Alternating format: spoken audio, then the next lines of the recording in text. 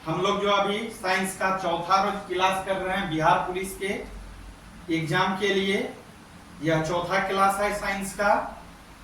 तो आप लोग अपना फीडबैक किसी तरह से देते रहिए। तो चलिए देखिए, जिसको जहां प्रॉब्लम हो रहा है वहां आप कमेंट के जरिए बताइए।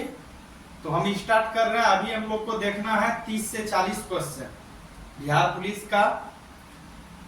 30 से 40 क्वेश्चन अभी हम लोग को सॉल्व करना है, देखना है साइंस से। तो आइए स्टार्ट करते हैं। देखिए पहला क्वेश्चन क्या रहा है, बल आघूर्ण का मात्रक क्या होता है। कई बार पूछा जा चुका है कि बल आघूर्ण का मात्रक क्या होता है। तो हम लोग को याद रखना है कि बल आघूर्ण का मात्रक जो होता है किलोग्राम मीटर स्क्वायर याद रखना है, केजी मीटर स्क्वायर या सेकेंड स्क्वायर, या इसी को बोलते हैं newton metre, NM newton metre. तो याद हो गया होगा कि बल आघूर्ण का मात्रक क्या होता है। नेक्स्ट देखिए 47 नंबर क्वेश्चन पे पहुंच चुके हैं आज हम लोग।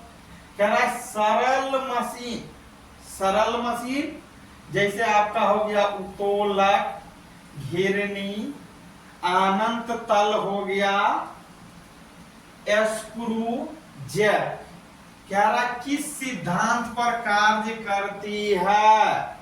कौन सी याद रखना, सरल मशीन किस सिद्धांत पर कार्य करती है।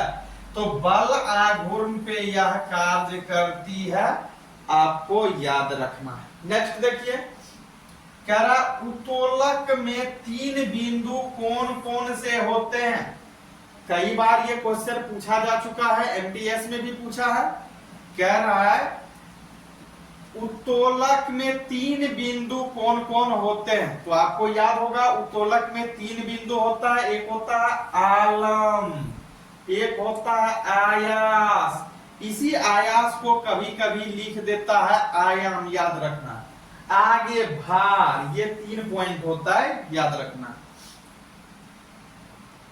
आगे नंबर देखिए,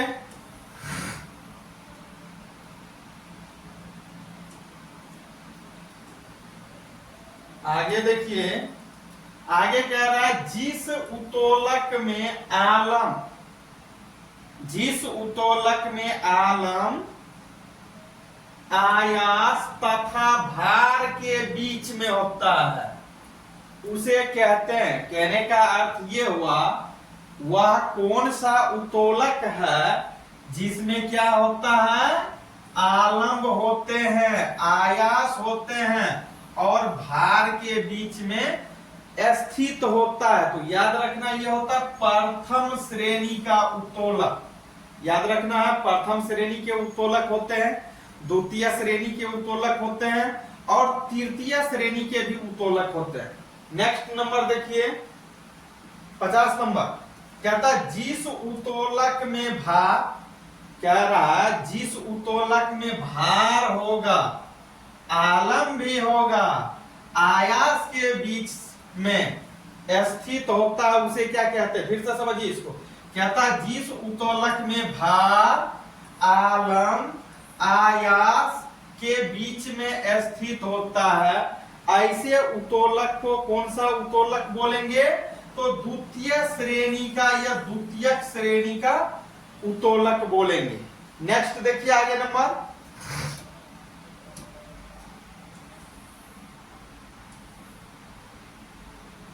51 नंबर देखिए, कहता है जिस उत्तोलक में आयास, आलम तथा भार के बीच में स्थित होता। यहां पूछ रहा भार के बीच में, मतलब कोई ऐसा उत्तोलक है जिस उत्तोलक में आयास होंगे, आलम होंगे, भार होंगे, इसके बीच में स्थित होता है। तो ऐसे उत्तोलक को कौन सा उत्तोलक बोलेंगे, तृतीय श्रेणी का उत्तोलक बोलेंगे। याद रखना तृतीय श्रेणी का उत्तोलक।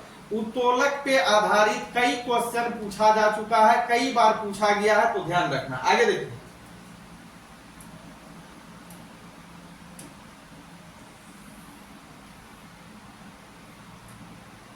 आगे का क्वेश्चन है कैंची, पिलास, सिंडासी कील उखाड़ने की मशीन। शीश झूला, शीश झूला होता, शीर्ष झूला होता, शीर्ष झूला, साइकिल का ब्रेक, हैंड पंप इत्यादि उदाहरण है। यह किसका उदाहरण है? तो प्रथम श्रेणी का उदाहरण है। कई बार ये क्वेश्चन पूछा जा चुका है, पूछता भी है। फिर से देखिए, पूछेगा कैंची हो गया, पिलास हो गया, सिंडासी हो गया, कील उखाड़ने की मशीन। शीर्ष झूला के जगह होता है यहाँ शीर्ष झूला, याद रखना। शीर्ष झूला, साइकिल का ब्रेक, हैंड पंप, ये इत्यादि उदाहरण है। तो ये किसका उदाहरण है? प्रथम श्रेणी का। प्रथम श्रेणी का उदाहरण कौन होगा? द्वितीय श्रेणी का कौन होगा? तृतीय श्रेणी का कौन होगा? इस पे आधारित पूछेगा ही पूछेगा। 2 से 3 क्वेश्चन आपको ध्यान देना। नेक्स्ट देखिए,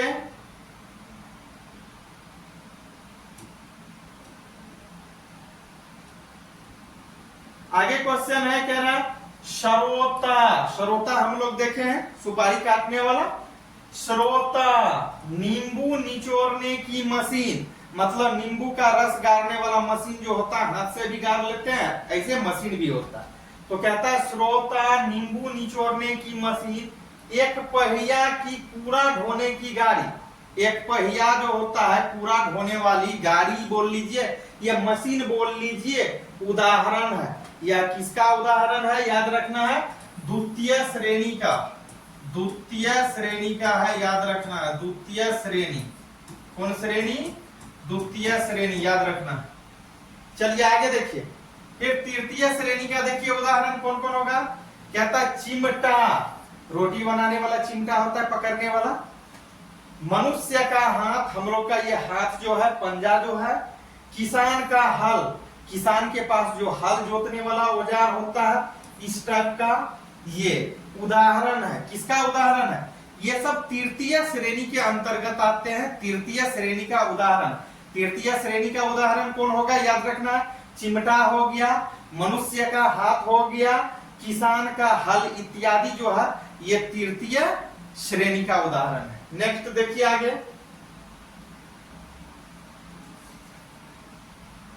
कह रहा पहाड़ पर जमा पानी। पहाड़ पर जमा पानी, छत पर रखा लड़का, छत पर खड़ा लड़का। कह रहा पहाड़ पर जमा पानी, मतलब पहाड़ पे जो पानी जमता है तो वो भी बर्फ का ही रूप ले लेता। कहता पहाड़ पर जमा पानी, छत पर खड़ा लड़का, छत पे कोई लड़का खड़ा है। कसी हुई डोरी, तनी हुई गुली, कसी हुई गोली है, तनी हुई गुलेल है। याद रखना, घड़ी की चाबी में संचित ऊर्जा उदाहरण है। तो ये सब का सब है स्थितिज ऊर्जा का उदाहरण। फिर से इसको समझिए, स्थितिज ऊर्जा पे और गतिज ऊर्जा पे इस बार आपको जरूर 100% क्वेश्चन पूछेगा। 1 से 2 क्वेश्चन बिहार बोर्ड में, सॉरी बिहार पुलिस में। तो याद रखना है।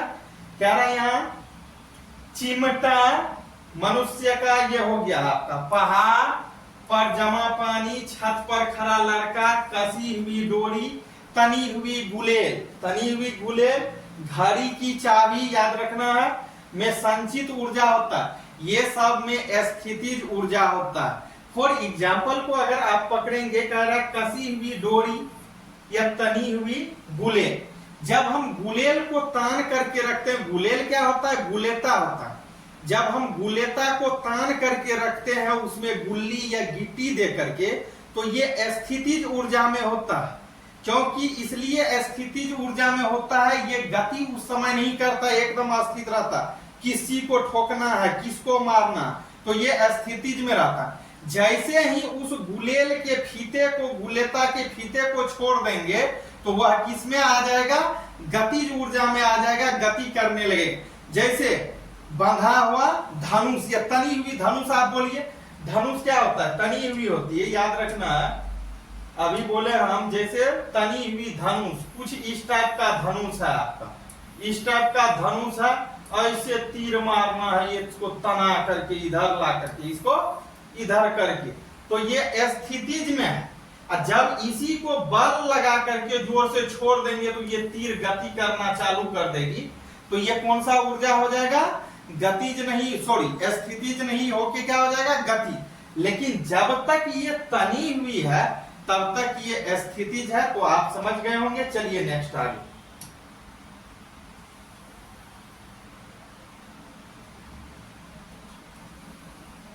आगे क्वेश्चन है, स्थितिज ऊर्जा बराबर होता है, स्थितिज ऊर्जा बराबर होता है। स्थितिज ऊर्जा का अभी एग्जांपल देख रहे थे, उदाहरण। तो कहता है स्थितिज ऊर्जा बराबर होता है, स्थितिज ऊर्जा बराबर जो सूत्र होता है वो होता है द्रव्यमान गुना गुरुत्वीय त्वरण गुना ऊंचाई। याद रखना, स्थितिज ऊर्जा बराबर क्या होता है? द्रव्यमान गुना गुरुत्वीय त्वरण गुना ऊंचाई, या इसी को लिखते हैं G इजकल टू mgh, या इसी को लिखते हैं G बराबर mgh। याद रखना। चलिए देखिए आगे कह रहा, निर्वात में प्रकाश की चाल कितने होती है? निर्वात में पूछा है प्रकाश की चाल कितनी होती है। तो याद रखना है निर्वात वैक्यूम, निर्वात में जो प्रकाश की चाल होती है वह होती है 3 गुना 10 टू दी पावर 8 मीटर प्रति सेकेंड। मतलब पूछ दे अगर निर्वात में प्रकाश की चाल कितनी होती है तो हमको याद रखना 3 गुना 10 पे पावर 8 मीटर प्रति सेकेंड होता है। आगे चलिए देखिए, कह रहा है कार्य ऊर्जा का, कार्य एवं ऊर्जा का, कार्य एवं ऊर्जा का SI मात्रक क्या होता है? याद रखना है, इससे पहले भी हो चुका है। कार्य और ऊर्जा का SI मात्रक जो होता है वह होता है जूल। क्या होता है? जूल। और इसी को कभी कभी पूछ देता है कि जूल को किससे डिनोट करते हैं, सूचित करते हैं? तो J से। याद रखना। चलिए नेक्स्ट आगे देखिए, आगे 59 नंबर कह रहा है किसी वस्तु पर लगाया गया बल, कह रहा है किसी वस्तु पर लगाया गया बल, चाहे दुनिया का कोई भी वस्तु है उस पे हम जो बल लगाते हैं। तो कह रहा है किसी वस्तु पर लगाया गया बल तथा होता, तथ हो गया यहाँ, तथा, तथा बल की दिशा में वस्तु के विस्थापन के गुणनफल को क्या कहते हैं? तो इसको कार्य बोलते हैं। याद रखना, कार्य का ऐसे डिफिनेशन होता है किसी वस्तु पर लगाया गया बल तथा बल की दिशा में वस्तु के विस्थापन के गुणनफल को जो कहते हैं वह क्या कहते हैं? कार्य कहते हैं। और इसी में पूछ देता है कार्य बराबर, सूत्र पूछता है क्या होता है? तो कार्य बराबर होता है बल गुना विस्थापन। याद रखना, कार्य बराबर क्या होता है? बल गुना विस्थापन। चलिए नेक्स्ट आगे 60 देखिए, कहता है यदि F बल, यदि F बल तथा विस्थापन S के बीच, कहता है यदि F बल, F से ऐसे फोर्स होता है बल, कहता है यदि F बल तथा विस्थापन S के बीच थीटा कोण बनता है। कौन सा कोण? याद रखना है थीटा कोण। किसके किसके बीच? बल और विस्थापन के बीच, मतलब F और S के बीच। तो कहता है बल तथा विस्थापन S के बीच थीटा कोण बनता है तो कार्य बराबर होता है, यह कार्य बराबर उस समय क्या होगा? याद रखना है W बराबर F गुना S इंटू कोस थीटा। ये आपको याद रखना है, कई बार पूछा भी गया है ये। चलिए नेक्स्ट आगे नंबर क्वेश्चन देखिए, अगला 61 नंबर, 61 नंबर है, कह रहा है m द्रव्यमान, ऐसे m द्रव्यमान को डिनोट करते हैं m से, मास हुआ। कहता है m द्रव्यमान की वस्तु v वेग से गतिशील हो। कह रहा समझिए इसको, m द्रव्यमान की कोई वस्तु है जो v वेग से गतिशील है, मतलब चल रहा है, तो गतिज ऊर्जा होती है। उस समय जो गतिज ऊर्जा होती है वो होता है k बराबर 1/2, मतलब इसको 1/2 को क्या पढ़ते हैं? याद रखना 1/2 को पढ़ते हैं हाफ, तो k is equal to half mv² होता है। क्या होता है? k बराबर हाफ mv²। k से क्या होता है? किनेटिक एनर्जी, याद रखना। चलिए देखिए आगे, आगे का क्वेश्चन है यांत्रिक ऊर्जा, ये वाला हो गया, नहीं हुआ। देखिए 62 नंबर, संवेग एवं गतिज ऊर्जा में संवेग संबंध है। पूछ रहा है संवेग और गतिज ऊर्जा में क्या संबंध होता है? संवेग और गतिज ऊर्जा में क्या संबंध है? तो संवेग को P से डिनोट करते हैं, ये तो आप जानते हैं। कह रहा संवेग एवं गतिज ऊर्जा में संबंध होता है, कई बार पूछा गया। तो संवेग एवं गतिज ऊर्जा में जो संबंध होता है वह क्या होता है? K इजकल टू P2 अब बटे 2m। चलिए आगे देखिए, नेक्स्ट आगे क्वेश्चन देखिए, कह रहा है यांत्रिक ऊर्जा को विद्युत ऊर्जा में कौन परिवर्तित करता है? कह रहा है यांत्रिक ऊर्जा को विद्युत ऊर्जा में कौन परिवर्तित करता है या करती है? याद रखना, यांत्रिक ऊर्जा को विद्युत ऊर्जा में कौन परिवर्तित करता है? तो डायनेमो। डायनेमो के द्वारा ही हम यांत्रिक ऊर्जा जो है उसको किस ऊर्जा में? विद्युत ऊर्जा में, मतलब विद्युत ऊर्जा को प्रकाश ऊर्जा भी बोलते हैं, याद रखना। तो विद्युत ऊर्जा में हम परिणत करते हैं या बदलते हैं। नेक्स्ट देखिए आगे क्वेश्चन, कह रहा है विद्युत ऊर्जा को यांत्रिक ऊर्जा में कौन परिणत करता है? अब कह रहा है यहां था इसका अपोजिट कर दिया, विद्युत ऊर्जा को यांत्रिक ऊर्जा में कौन परिणत करता है? तो विद्युत मोटर के द्वारा परिवर्तित किया जाता है, याद रखना है। तो वही कह रहा है विद्युत ऊर्जा को यांत्रिक ऊर्जा में कौन परिणत करता है? तो विद्युत मोटर करता है, याद रखना है, विद्युत मोटर। चलिए आगे देखिए क्वेश्चन, क्या रहा है ऊष्मा ऊर्जा को यांत्रिक ऊर्जा में कौन परिणत करता है? ऊष्मा ऊर्जा को, ऊष्मा मीन्स हुआ गर्मी, आग, ये सब को कहता है ऊष्मा ऊर्जा को यांत्रिक ऊर्जा में कौन परिणत करता है? इंजन। इंजन जो होता है वह ऊष्मा ऊर्जा को किस में परिवर्तित कर देता है? याद रखना है यांत्रिक ऊर्जा में। तो कहता है ऊष्मा ऊर्जा को यांत्रिक ऊर्जा में कौन परिणत करता है? तो इंजन करता है, मशीन। आगे देखिए,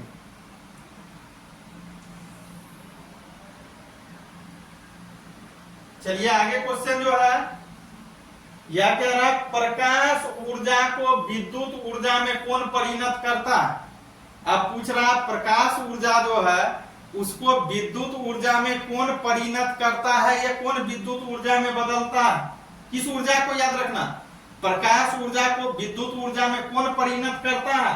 तो फोटो इलेक्ट्रॉनिक सेल के द्वारा होता है, याद रखना, फोटो इलेक्ट्रॉनिक सेल। आगे देखिए, रासायनिक ऊर्जा को प्रकाश एवं ऊष्मा ऊर्जा में कौन बदलता है? क्वेश्चन को फिर से देखिए, रासायनिक ऊर्जा को प्रकाश एवं ऊष्मा ऊर्जा में कौन परिणत करता है या कौन बदलता है? तो याद रखना है मोमबत्ती में होता है, ये मोमबत्ती। आगे देखिए, कह रहा है यांत्रिक ऊर्जा को ध्वनि ऊर्जा में कौन रूपांतरित करता है? मतलब यांत्रिक ऊर्जा है अंदर का और उसको किस ऊर्जा में? याद रखना ध्वनि ऊर्जा में। ध्वनि मीन्स होता है साउंड, आवाज। तो ध्वनि ऊर्जा में कौन रूपांतरित करता है? सितार। सितारा जो होता है, गिटार जो होता है, वही करता है। आगे देखिए, विद्युत ऊर्जा को ध्वनि ऊर्जा में कौन रूपांतरित करता है? अब पूछ रहा विद्युत ऊर्जा है, उस विद्युत ऊर्जा को ध्वनि ऊर्जा में कौन परिणत करता है? याद रखना है लाउड स्पीकर। लाउड स्पीकर के द्वारा किया जाता है। आगे देखिए, ध्वनि ऊर्जा को विद्युत ऊर्जा में कौन परिणत करता है? अब ध्वनि ऊर्जा को पूछ रहा है कि अब ध्वनि ऊर्जा है, ध्वनि ऊर्जा को विद्युत ऊर्जा में कौन परिणत करता है? माइक्रोफोन करता है, याद रखना, माइक्रोफोन। चलिए आगे देखिए,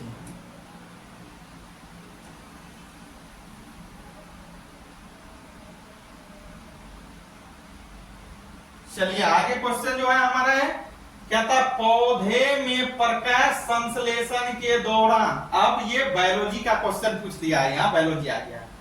कहता है पौधे में प्रकाश संश्लेषण के दौरान ऊर्जा का रूपांतरण किस रूप में होता है? तो इस समय जो ऊर्जा का रूपांतरण होता है वह होता है सौर ऊर्जा का रासायनिक ऊर्जा में। याद रखना है आंसर, सौर ऊर्जा का रासायनिक ऊर्जा में परिणत होता है। आगे देखिए, विद्युत ऊर्जा का परिवर्तन ऊष्मा ऊर्जा में कौन करता है? मतलब विद्युत ऊर्जा है, उस ऊर्जा का परिवर्तन किस ऊर्जा में? ऊष्मा ऊर्जा में पूछता है कौन करता है? कौन ऊष्मा ऊर्जा में? विद्युत ऊर्जा का परिवर्तन ऊष्मा ऊर्जा में कौन करता है? यह किनके द्वारा किया जाता है? तो विद्युत हीटर करता है। याद रखना है विद्युत हीटर। आगे देखिए, सूर्य के केंद्रीय भाग क्रोड, सूर्य का केंद्रीय भाग जो होता है उसको क्रोड बोलते हैं। तो कह रहा सूर्य के केंद्रीय भाग क्रोड का तापमान कितना होता है? सूर्य के केंद्रीय भाग क्रोड का जो तापमान होता है वह होता है 1.5 इंटू कितना? 10 टू दी पावर 7। फिर से देखिए, इसको कहता है सूर्य के केंद्रीय भाग क्रोड का तापमान कितना होता? 1.5 गुना 10 टू दी पावर 7 होता है। याद रखना। नेक्स्ट देखिए,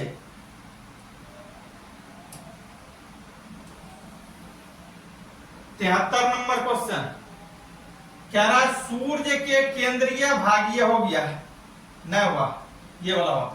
सूर्य के केंद्रीय भाग क्रोड का तापमान कितना होता है? ये हो गया 1.5 गुना 10 टू दी पावर 7 केल्विन होता है। केल्विन याद रखना, ये केल्विन क्या है? ताप का मात्रक है। ताप का जो एसआई मात्रक होता है वह होता है केल्विन। याद रखना। आगे देखिए, सूर्य के केंद्रीय भाग का दाब कितना होता है? मतलब सूर्य जो है उस सूर्य के केंद्रीय भाग का पूछ रहा है दाब कितना होता है? तो 2 गुना 10 टू दी पावर 16 न्यूटन पर मीटर होता है। याद रखना कितना होता है? 2 गुना 10 टू दी पावर 16 न्यूटन पर मीटर स्क्वायर। आगे देखिए, 75 नंबर क्वेश्चन, सूर्य द्वारा ऊर्जा किस रूप में निकलती है?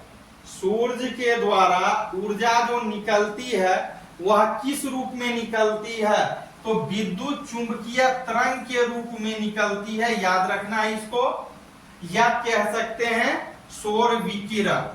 आगे देखिए, कहता है सूर्य द्वारा 1 सेकेंड में कितनी ऊर्जा निकलती है? सूर्य के द्वारा, ये सूर्य के लाइट से जो ऊर्जा निकलती है पूछ रहा है 1 मिनट में कितना? तो वही क्वेश्चन है, सूर्य द्वारा 1 सेकेंड में, सूर्य द्वारा 1 सेकेंड में कितनी ऊर्जा निकलती है? तो याद रखना 3.86 गुना 10 टू दी पावर 26 जूल। आगे देखिए, चलिए 76 क्वेश्चन आज हम लोग देखिए, इससे आगे कल देखेंगे।